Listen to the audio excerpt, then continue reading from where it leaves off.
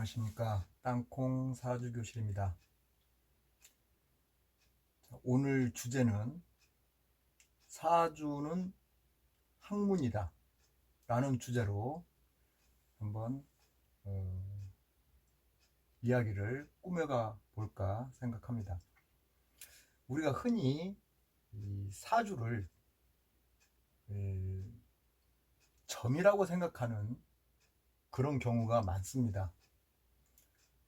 왜 그러냐면 오래전부터 수천 년 전부터 조상대대로 쭉 내려왔던 과정들이 그렇게 내려왔어요. 그런데 그 내려온 과정이 지금 21세기인 지금도 애들이 점이라고 생각하고 있는 사람들이 많다는 거죠. 그러나 그런 것들을 좀 아니다라는 것을 이렇게 인지를 시켜줘야 되는데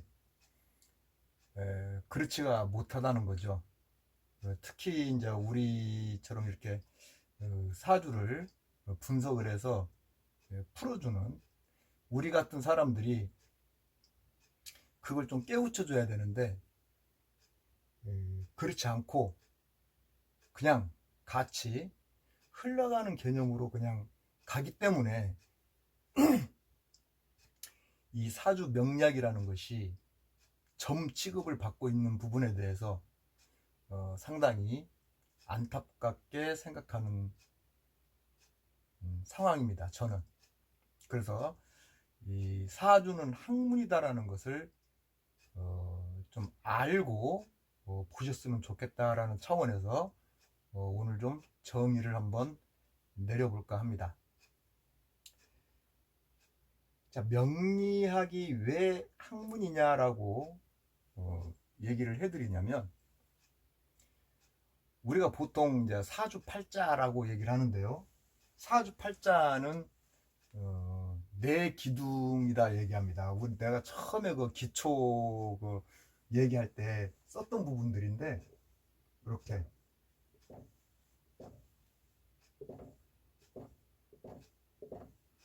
하나 둘 셋 넷 하나 둘 셋 넷 4 플러스 4 이꼴 8 그래서 사주팔자다. 근데 이 사주팔자라는 것이 우리가 무슨 개묘년 뭐 토끼띠 뭐 갑자년 그러면 쥐띠 이렇게들을 이제 인지를 하고 나이가 계신 분들은 그렇게 인지를 많이 합니다. 그렇게 인지하는 부분이 여기죠. 여기 연, 월, 일, 시. 이게 지금 보통 사주 보러 가면은 이렇게 해서 여기다 막 이렇게 한자로 이렇게 쓰잖아요. 그래서 보시는 분들도 상당히 저거 어렵겠다 라고 생각하는데 이 부분은 사실 어렵고 쉽고의 부분이 아니에요. 그냥 이거를 쉽게 그냥 얘기하면 주민 등록증이다 이렇게 생각하면 돼요. 주민등록증이다. 예를 들어서 여기에 개묘년 그러면 몇 년, 몇 월, 며칠, 몇 년도를 얘기하는 거예요. 몇 년도. 그럼 개묘년이 한 사람만 있는 건 아니겠죠? 개묘년이. 예를 들어서 60세가 개묘년이겠죠. 60세가. 그러면 또 이 토끼띠라는 년이 60세 말고 또 있을 거란 얘기예요. 그죠? 그러면 그 사람은 63년생이다. 그 뜻이에요, 이게 지금. 그리고 몇 월 달이다, 며칠 날 났다, 몇 시에 태어났다, 이거거든요. 그럼 이걸 갖다가 예를 들어서 63년 5월 17일 점심때 5시 12시 태어났다. 이게 지금 주민등록증 아닌가요? 우리 지금 쓰고 있는? 근데 이거를 예전에는 이렇게 썼다는 거예요. 근데 지금 사람들이 모르니까 그냥 이거 되게 신기하고 있겠다 이렇게 생각을 하는데 그게 아니란 얘기지. 과거의 주민등록증이었다 이렇게 생각하시면 되는 거예요. 그런데 이거를 가지고 우리는 공부를 하고 분석을 하는 거죠. 근데 그 분석하는 거 공부하는 데 있어서 그걸 풀어내는 데 있어서 상당히 깊이가 있습니다. 이 명리학이라는 게 너무 어렵고 힘든 작업이 이 명리학입니다, 사실. 그래서 이 명리학이 크게 아직도 이 발전을 하지 못하고 있는 상황인데도 불구하고 어쩔 때 보면 잘 이게 맞아지니까 이 고객분들께서 점이라고 인지를 하게 되는 경우가 많은데 아직도 멀었습니다. 이 명리학은 지금 아직 그 뭐라 그래야 되나 기초 단계라고 얘기를 해야 되나 아직도 기초 부분입니다. 기초 부분. 그래서 저는 이렇게 얘기합니다. 비과학이다. 비과학이다. 아직 밝혀지지 않았다. 그럼 과학은 밝혀진 것이다. 과학은 밝혀진 것이다. 비과학은 아직 밝혀지지 않은 것이다. 그럼 모든 결과치가 나와 있는 과학은 연구를 해서 정확하게 알아냈다라는 거잖아요. 그래서 과학이다라고 얘기하는데 그럼 처음부터 이 과학이 과학이었을까요? 역시 이것도 비과학이었을 거라는 얘기예요. 근데 연구하고 분석해보고 따져보고 했더니 어떤 결과치가 나와 있을 때 이제 이걸 과학으로서 인정을 하는 거죠. 근데 과학으로서 인정하기 전까지는 역시 이것도 비과학이었다는 사실이죠. 그래서 이 명리학이 비과학이다라고 얘기하는 것은 아직 과학적으로 인정받지 못하고 있다는 거예요. 그럼 이제 이걸 인정받기 위해서 열심히 연구하고 또 분석하고 해야겠죠. 누가? 우리 같이 이 명리학에 종사하는 분들이 하는 일이겠죠. 그래서 누구나 다 열심히 공부하고 최대한 손님한테 가깝게 접근하기 위해서 노력들을 하는데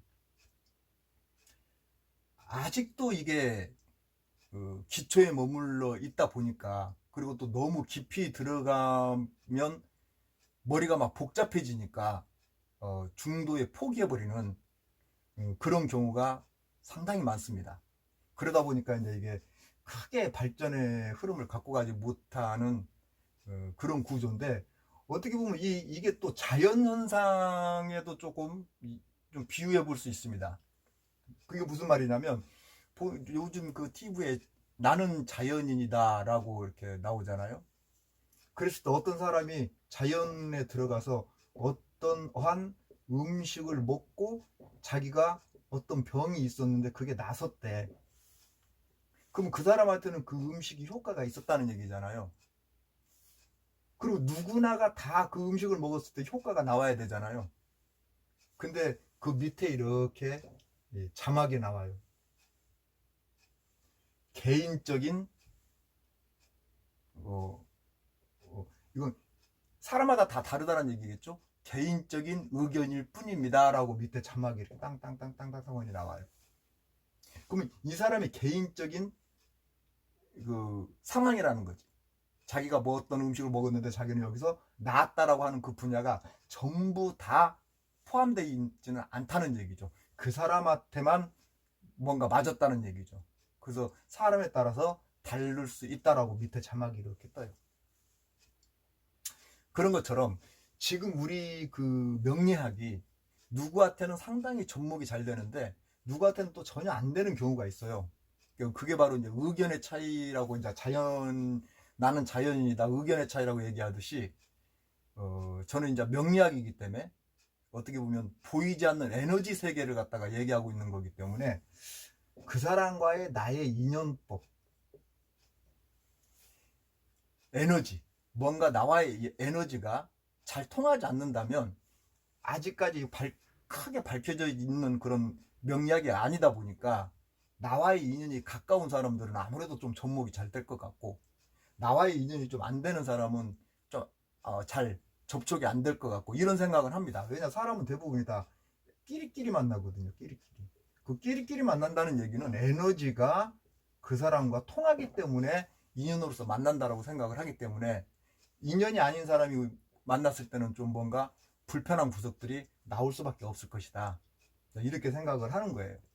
그러나 이게 지금 기초적인 학문인데도 불구하고 상당히 그래도 많이 우리 일반 사람들이 볼 때는 신기할 정도로 좀 신비스럽다라는 생각을 많이 할 정도로 상황이에요.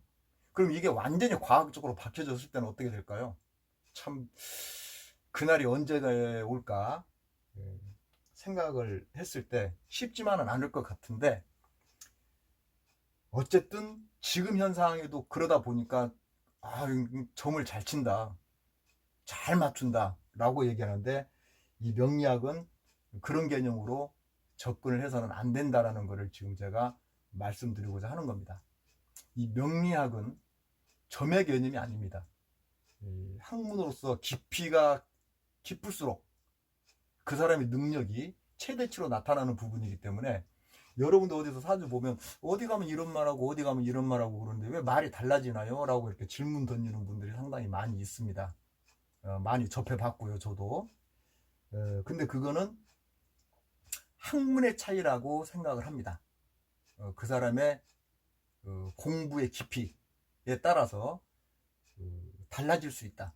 그러니까 그 사람의 사주가 달라지는 것이 아니라 그걸 풀어주는 사람의 능력에 따라서 달라질 수 있다라는 겁니다. 예를 들어서 2 더하기 2는 4다. 이거는 공식적으로 나와 있는 부분이잖아요. 우리는 이게 공식적으로 2 더하기 2는 4라는 것을 어떻게 보면 뱃속에서부터 인지하고 나오는지도 모르겠어요. 그래서 그냥 2 더하기 2는 4라는 것이 자연스럽게 그냥 접해지는 그런 부분이에요. 그런데 예를 들어서 2 더하기 2가 3이 된다면, 아니면 5가 된다면, 좀 에이 뭔 소리 하고 있냐고 이럴 수 있겠죠. 그러나 2 더하기 2가 3이 될 수도 있고 5가 될 수 있다는 얘기는, 이 명리학 사주를 푸는 데 있어서는 2 더하기 2가 3이 되기도 하고 5가 될 수 있다는 얘기예요. 그러니까 정확한 4의 답이 안 나올 수도 있다는 얘기예요. 그럼 왜 그러느냐? 그 사람이 공부를 했을 때 2 더하기 2를 4라고 공부를 정확하게 했었어야 되는데, 공식적으로 공부를 했어야 되는데, 예를 들어서 어떻게 보면 비공식적으로 공부를 하다 보면 자기는 이걸 갖다 3이라고 생각할 수도 있고 5라고 생각할 수도 있다는 거죠. 그래서 차이가 날 수 있다. 그럼 이걸 다른 말로 얘기하면 왜 이런 현상들이 벌어지느냐, 이렇게 생각하면 또 금방 이해가 갈 거예요. 물방울 하나와 더하기 물방울 하나는 몇 방울일까요? 라고 하면 이게 꼭 뭐 넌센스 퀴즈 같은데, 요즘 애들은 금방 또 알아차리더라고요. 한 방울입니다 라고 얘기를 합니다. 근데 어떤 분은 모르는 사람은, 아니면 갑자기 물어봐서 당황한 사람은 한 방울 플러스 한 방울은 몇 방울입니까? 그러면 2방울이요, 이렇게 또 나올 수도 있겠죠. 그러나 조금만 생각한다면 한 방울 방이 한 방울은 한 방울이죠. 그런데 이 한 방울이 100방울도 될 수 있고요, 1000방울도 될 수 있고요, 10,000방울도 될 수 있고, 뭐 10만 방울도 될 수 있고, 뭐 점점점점. 이 한 방울이, 명리학의 개념이 이런 개념이에요. 개념 자체가. 한 방울을 플러스 한 방울이 한 방울이다? 아니에요. 수천 방울, 수십만 방울이 될 수도 있다는 얘기예요. 2 더하기 2는 4의 개념이 딱 공식적으로 정해져 있지만 물방울 한 방울 플러스 한 방울은 정해져 있지 않다라는 거예요. 이걸 조금 더 구체적으로 얘기한다면, 예를 들어서 컵에다가 물을 이렇게 따랐어요. 물을. 근데 이제 이쪽에 있는 물을 플러스 시키기 위해서 이쪽 컵에다가 담았어요. 그랬더니 한 방울이 됐어요. 그런데 오바돼서 여기에 넘쳐서 물이 바닥으로 떨어졌다면 그 바닥에 떨어지는 그 방울이 10방울이 될 수도 있고 100방울, 1000방울, 10,000방울, 10만 방울이 될 수도 있다는 뜻이에요. 그러면 그걸 갖다가 전부 다 알아봐야 될 거 아니에요. 그래야 전부 다 몇 방울인지 알 거 아니야. 왜? 다 떨어져 있으니까. 합쳐졌을 때 한 방울인 것이지 떨어져서 흐트러졌을 때는 수십 방울이 될 수도 있다는 얘기예요. 그럼 그거를 전부 하나씩 씌워서 몇 방울인지를 알아야 된단 말이에요. 근데 그것이 너무 광대하기 때문에 쉽지 않다라는 거예요. 그게 명리학이에요. 개념이. 그래서 그거를 밝혀내기 위해서 수없이 노력을 하고 오고 있지만 아직도 기초 단계에 있다라는 거예요. 그렇다고 해서 여러분한테 도움이 안 되느냐? 도움이 돼요. 그런데도 불구하고. 그러니 얼마나 이게 무서운 학문입니까? 얼마나 또 깊이 있는 학문이고. 그래서 여러분들이 이 사주를 볼 때 만약에 어떤 사주를 보는데 이 사람이 무엇을 조심하는 게 좋겠습니다라고 누군가가 얘기한다면 그냥 그 말은 그냥 단순하게 그냥 귀담아 들으시면 됩니다. 좀 조심하라는데 조심하면 되잖아요. 혹시 모르니까. 맞고 안 맞고의 차원을 떠나서 혹시 모르니까 그렇게 생각을 하시고 사주를 보시면 되지 않겠나. 저는 일단 기본적으로 그렇게 생각을 합니다. 여러분도 생각을 그렇게 하고 사주를 보시면 되게 편할 것 같은데 너 한번 맞춰봐 라고 생각하면서 이 사주를 보다 보면 본인 자신한테 결코 그게 도움이 될까라고 생각을 해보면 도움이 되지 않습니다. 왜냐하면 너무 이게 어려운 학문이고 복잡하기 때문에. 자, 한번 예를 들어서 또 얘기해 볼게요. 누군가가 남녀 간에 이별을 했습니다. 이별을. 그런데 언제? 라고 사주를 본다면 사주를 봤더니 이 사람이 남녀 간에 이별을 했네? 아니면 결혼했으면 이혼을 했네? 라고 봤더니 만약 이 사람이 30살이었다 30살이었다 라고 놓고 예를 들어서 과정에서 놓고 본다면 사주를 봤더니 30에서 35세 시기에 이별했겠네요 라고 분석을 해서 얘기를 한다면 확률이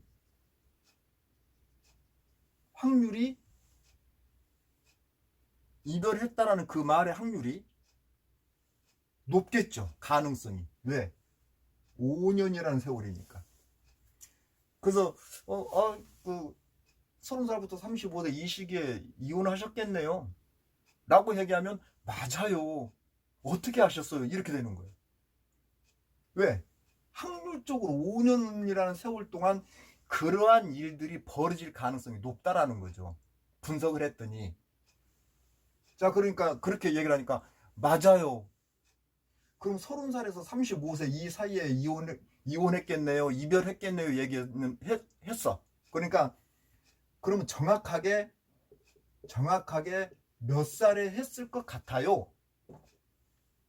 라고 물어본다면 이거 답변하는 사람은 이제 그때부터 긴장 바짝 해야 됩니다. 30세에서 35세 이 사이에 이혼했겠네요 소리는 분은 했을 때 맞아요 소리가 나왔는데, 그럼 이 시기 중에 정확하게 몇 살이었을까요? 라고 질문을 던진다면 거기서부터는 이거 하는 사람들이 긴장 바짝 합니다. 안 할 수가 없습니다. 내가 지금 이거 하는 말 전문가가 들어도 동의 안 할 수 없을 겁니다. 긴장해야 됩니다. 그리고 막 자기간에 머리 굴려봐야 됩니다. 그동안 공부한 거 다 끌어내가지고 다 해봐야 됩니다. 그래서 어떻게 해가지고 한 33세쯤 가능성이 높겠네요. 이렇게 돼버리는 거예요. 33세쯤 이혼했습니다가 아니라 33세쯤 가능성이 있습니다. 근데 가능성이 있습니다라고 얘기했는데 손님이 또 맞아요. 내가 33세 했어요. 그러면 다행이다. 한시름 돌렸네. 이렇게 생각할 수 있겠죠? 그런데 이 사람이 그럼 33세 몇 월 달에 했을까요? 환장하겠죠? 이거 진짜 환장할 일이지. 몇 월 달에 했을까요? 그게 또 머리 짜내고 또 짜내서 뭐 한 5, 6월 달에 했을 것 같네요. 그랬는데 또 맞았어. 그리고 아유 정말 용하십니다. 그러면요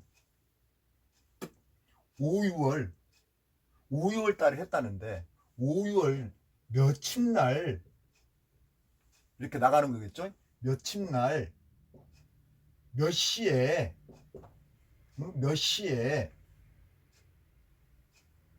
했을까요? 라고 한다면 여기까지 이렇게 끌어내가지고 답을 정답하고 찾아낼 수 있다면 저는 이런 사람 만나보고 싶습니다. 저도 만나보고 싶어요. 이런 사람이 있다면 이걸 이렇게 몇 시에 헤어졌습니다. 몇 살에 33세에 5, 6월 달에 나 여기까지는 이해할 수 있어요. 여기까지는. 근데 며칠 날 몇 시에 이별했다 이것까지 탁 끌어내버릴 수 있는 사람이 있다면 저는 그 사람을 만나보고 싶고요. 근데 그 사람 앞에서 사주공부 다시 배우고 싶어요. 그러니까 그 정도로 여기까지 끌어내는 그 자체가 힘들다는 얘기예요. 우리 지금 현 상황으로서는 여기까지 갈 수 있는 조합. 우리가 뭔가를 조합한다 그러잖아요. 이 사주팔자를 조합을 해봤더니 여기까지 갈 수 있는 조합. 그러니까 내일 이 사람은 무슨 일이 생길 수 있습니다. 라고까지 갈 수 있는 부분이 있다라는 거예요. 이 사주 조합을 해봤더니. 근데 조합을 해봤더니 계산적으로는 나오고 있는데, 그러니까 아까 방울 떨어진 거, 그 방울 떨어진 걸 전부 모아서 더하기 해서 숫자를 세워봤더니 나오긴 나오더라는 얘기예요. 내일 저 사람이 무슨 일이 생길지. 근데 그거를 갖다 모아가지고 조합을 했더니 내일 무슨 일이 생길지 알 수 있는데, 그거를 갖다가 조합을 해서 이걸 내일 무슨 일이 있을 수 있다는 것을 알아내기가 힘들다라는 거죠. 그러니까 주워다가 몇 방울 나왔는지는 알아야겠는데, 예를 들어서 1000방울 나왔다고 칩시다. 1000방울이 나왔는데 1000방울을 갖다 계산했더니 내일 이 사람이 무슨 일이 생길 수 있다라는 것이 나타났다라는 거죠. 근데 이 1000방울을 분석하는 게 어렵다라는 거죠. 그래서 여기까지 가는 과정이 힘든 거예요. 그럼 조합을 했더니 나왔다라는 얘기는 할 수 있다라는 얘기거든요. 근데 할 수 있는데 이것이 너무 광범위하다 보니까 쉽지가 않다는 거예요. 그래서 비과학이다라고 저는 정의를 내리고 있는 거예요. 비과학이다. 이게 터무니없는 게 아니다. 과학적으로 얼마든지 갈 수 있다. 인정받을 수 있다. 그런데 그 인정받기가 너무 어렵기 때문에 아직도 이거는 비과학이다. 사람 인체 실험하듯이 계속 뭔가를 사람을 통해서 실험을 해야 되는데 그게 쉽지가 않다는 거죠. 왜냐? 의사는 육체 실험을 해요. 우리 명리학하는 사람은 정신을 실험해야 돼요. 에너지기 때문에, 안 보이는 거기 때문에. 그러니까 더 어렵다는 거예요. 그럼 여기서 정신을 얘기하면 또 종교 부분을 얘기 안 할 수가 없어요. 종교는 보이지 않는 세계를 믿는 거예요. 그런데 보이지도 않는 세계를 왜 믿을까요? 신기하죠, 그런 거 보면. 근데 보이지는 않지만 어떠한 에너지를 통해서 느낀다는 거예요. 그럼 어떤 에너지를 통해서 느끼는 사람도 있겠지만 또 가장 이 종교에서 위험한 게 뭐냐면 자기 스스로의 체면이에요. 뭔가를 에너지를 느끼는 것이 아니라 자기 스스로의 체면에 걸려서 느낀다라고 착각할 수도 있다라는 얘기예요. 그게 위험해요. 이 종교 부분에 있어서는 그게 위험한 부분이에요. 자기 스스로 체면 걸려가지고 뭔가 본 것처럼. 그래서 이 명리학이라는 부분도 보이지 않는 세계를 학문적으로 분석해서 과학적으로 인정받으려고 하는 학문이다. 종교는 조금 달리 보죠, 과학하고. 종교를 만약에 과학으로 만약에 비유를 해본다면 종교 역시 비과학이죠. 보이지 않는 세계를 갖다 믿고 보이지 않는 거 입증도 안 된 것들을 갖다가 믿으려 하고 있기 때문에. 그런데 종교는 이 명리학하고 조금 달리 과학이라고 표현하지 않고 이건 별개로 보죠. 그냥 종교로서의 그냥 보는 겁니다. 그래서 뭐 교회 다니는 사람은 예수 믿고 천국 가자라고 하고 부처 믿는 사람은 깨달음을 얻어서 해탈을 해야 된다라고 얘기를 하고 그럼 그거 다 무슨 말이에요? 영적으로 깨어지자는 얘기죠. 근데 그 영적으로 깨어지는 그런 부분들을 우리는 학문을 통해서 공부하는 사람들이란 얘기죠. 그래서 이게 너무 어렵다 보니까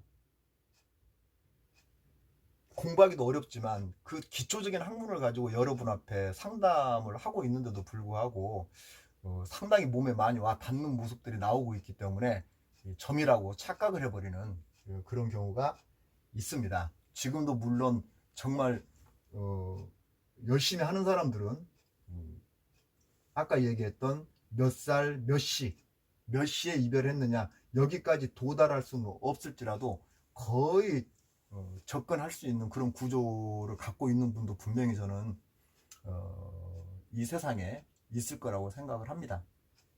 그래서 여러분도 우리가 이렇게 사주를 풀 때 그냥 뭐 단순하고 아무 생각 없이 풀고 손님들한테 어떤 얘기를 했을 때 그냥 막 얘기하는 것처럼 뭐 상식적인 얘기 아닌가요? 이런 식으로 또 질문 던지는 사람도 있는데 상식적인 얘기라 할지라도 그만큼 노력하고 분석했기 때문에 상식적인 얘기도 나오는 겁니다. 그래서 행여나 상식적인 얘기라고 생각이 든다 할지라도 저 사람 참 그래도 얼마나 공부를 많이 했으면 저런 말들을 할까 이렇게 좀 생각을 해주시고 점이라고 생각을 제 지금 영상을 보시는 분들은 명리학은 점이 아니고 학문이었구나. 조금 그래서 분석을 해서 진융하복 분석을 해서 좋은지 나쁜지를 이렇게 판단하는 그런 구조의 학문이구나 이렇게 생각을 하시고 우리 후손들한테는 점이 아니라 학문이니까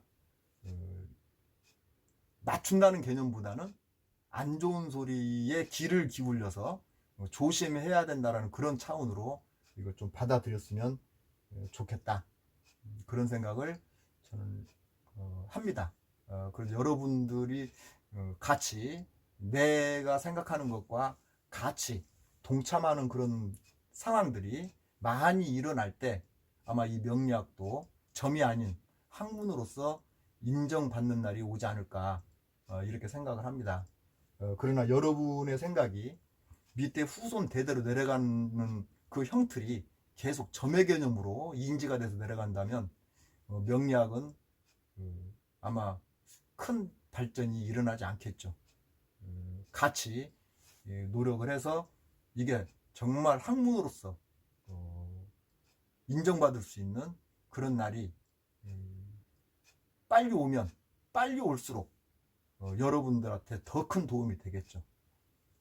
그걸 알고 앞으로 사주 보시면서 그런 부분들을 알고 사주를 보셨으면 좋겠다라고 생각을 합니다. 이거 하는 분들도 역시 더 나은 카운셀링을 위해서 점쟁이처럼 행동하지 마시고 정말 학자로서 공부한 사람으로서의 카운셀링을 할 수 있는 그런 상담사가 되기를, 많은 사람들이 될 수 있기를 바라는 마음입니다. 저는 그렇습니다. 저한테 카운셀링을 받고 만족을 못한다든가 아니면 뭐 전혀 안 맞는데요, 전혀 몸에 와 닿지 않는데요, 그렇게 얘기하시는 분이 있다면 제가 1시간을 그 사람 상담을 했던 30분을 상담을 했던 관계없이 그런 분들한테는 제가 상담료를 받지 않습니다.